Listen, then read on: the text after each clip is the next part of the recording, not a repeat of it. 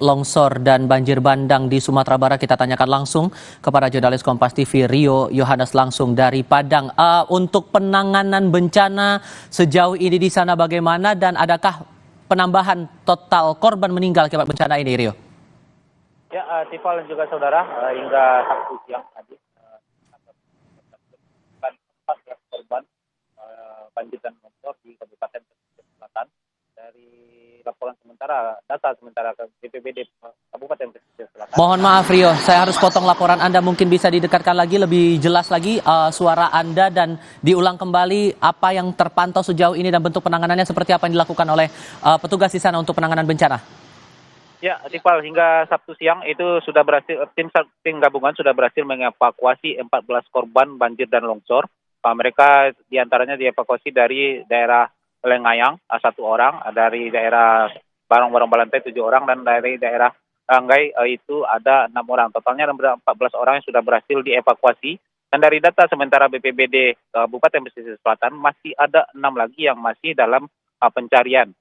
Selain di Kabupaten Pesisir Selatan, itu ada juga korban di daerah Kabupaten Padang Pariaman. Itu ada 3 korban, 2 orang korban karena longsor dan 1 orang korban karena terseret arus sungai saat yang banjir melanda.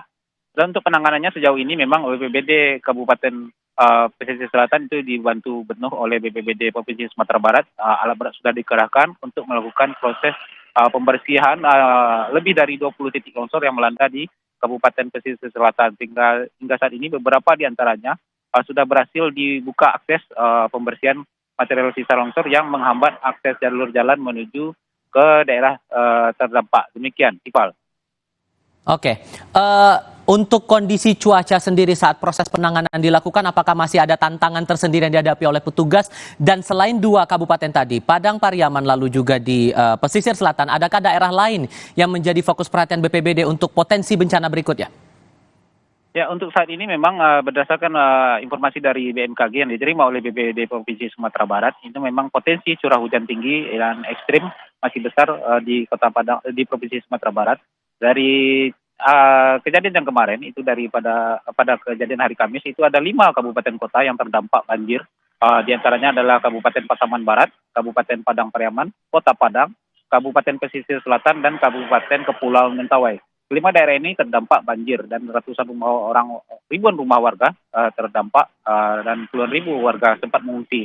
Namun sejauh ini hingga Jumat sore kemarin itu banjir sudah mulai surut, sehingga untuk saat ini pemerintah daerah Provinsi Sumatera Barat dan pemerintah kabupaten kota itu fokus untuk melakukan proses pembersihan material sisa banjir, material longsor, dan juga proses evakuasi pencarian korban yang masih dinyatakan hilang. Demikian, Pak. Dari Padang, Sumatera Barat, Rio Yohanes melaporkan. Terima kasih. Kita ke fokus berikutnya, saudara. Tawuran antar warga kembali terjadi di Jatinegara, Jakarta Timur. Akibatnya,